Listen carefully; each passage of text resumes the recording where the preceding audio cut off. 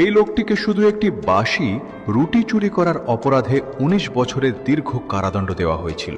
যেদিন তার সাজা শেষ হলো, জেলর তাকে এত সহজে ছেড়ে দিতে রাজি হলো না। সে লোকটিকে শত শত কেজি ওজনের একটি ভারী পতাকার খুঁটি তুলতে বলল।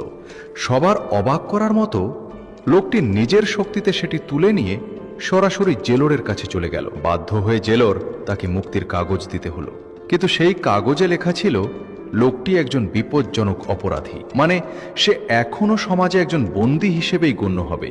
রাগে ফেটে পড়লেও লোকটি সেই কাগজ গ্রহণ করল, কিন্তু এই কাগজের কারণেই সে সর্বত্র বৈষম্যের শিকার হতে লাগলো। এমনকি বাচ্চারাও তাকে বিরক্ত করত।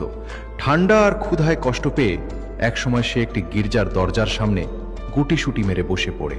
তখন এক পাদ্রী তাকে দেখে ভেতরে নিয়ে যায়, তাকে খাবার দেয় এবং থাকার জন্য উষ্ণ বিছানার ব্যবস্থা করে।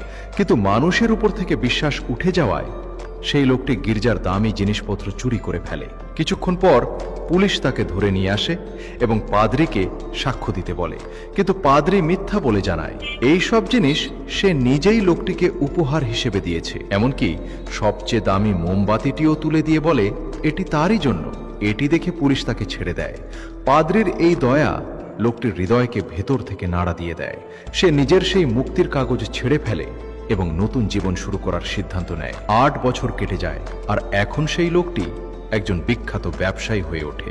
একদিন হঠাৎ জেলর তার সাথে দেখা করতে আসে এবং তাকে দেখে সন্দেহ করতে শুরু করে। ঠিক তখনই বাইরে চিৎকারের শব্দ শোনা যায়। একটি গাড়ি একদম বৃদ্ধ মানুষকে চাপা দিয়েছে। এক মুহূর্ত দেরি না করে লোকটি নিজের সমস্ত শক্তি দিয়ে গাড়িটিকে উপরে তুলে ফেলে। এটি দেখে জেলর নিশ্চিত হয়ে যায় এই লোকটাই সেই পুরনো বন্দী।